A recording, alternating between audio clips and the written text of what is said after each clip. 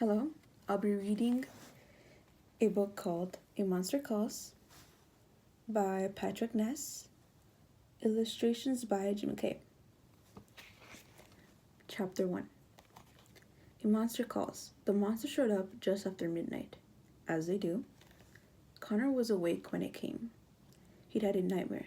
Well, not a nightmare. The nightmare. The one he'd been having a lot lately. The one with the darkness and the wind and the screaming. The one with the hands slipping from his grasp, no matter how hard he tried to hold on. The one that always ended with, "Go away," Connor whispered into the darkness of his bedroom, trying to push the nightmare back, not let it follow him into the world of waking. "Go away now." He glanced over at the clock his mom had put on his bedside table. 12:07. 7 minutes past midnight, which was late for a school night. Late for a Sunday, certainly. He told no one about the nightmare. Not his mom, obviously, but no one else either. Not his dad in their fortnightly or so phone call.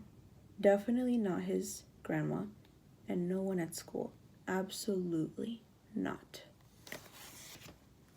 Here's a picture of what could be his nightmare.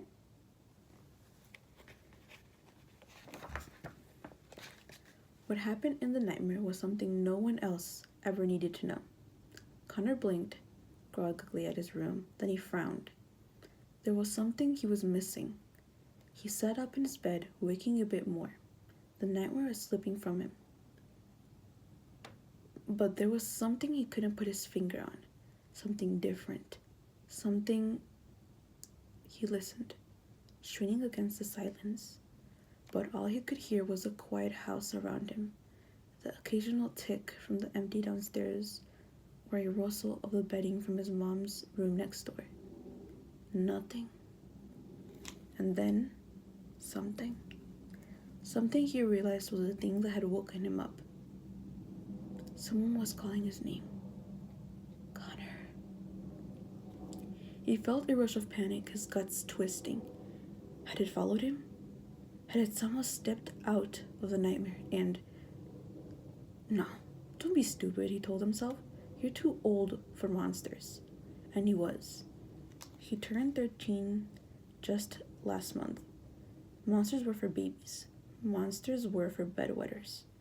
Monsters were for... Connor. There it was again. Connor swallowed. It had been an unusual warm October, and his window was still open. Maybe the curtains shushing each other in the small breeze could have sounded like Connor. All right, it wasn't the wind. It was definitely a voice, but no one he recognized. It wasn't his mother's, that was for sure. It wasn't a woman's voice at all. And he wondered for a crazy moment if his dad had somehow made a surprise trip from America and arrived too late to phone and... Connor. No, not his dad.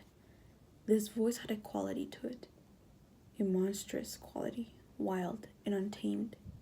Then he heard a heavy creak of wood outside, as if something gigantic was stepping across a timber floor. He didn't want to look more than anything. Wide awake now, he pushed down the covers, got out of bed, and went over to the window. In the pale half-light of the moon, he could clearly see the church tower up on the small hill behind his house. The one with the train tracks curving besides it. 2 hard steel lines glowing dully in the night. The moon shone, too, on the graveyard attached to the church, filled with tombstones you could hardly read anymore.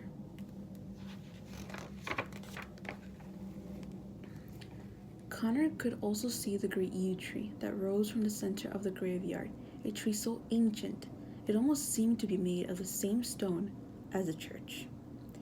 He only knew it was a yew because his mother had told him, first, when he was little, to make sure he didn't eat the berries, which were poisonous, and again this past year, when she started staring out of their kitchen window with a funny look on her face, saying, "That's a yew tree, you know?"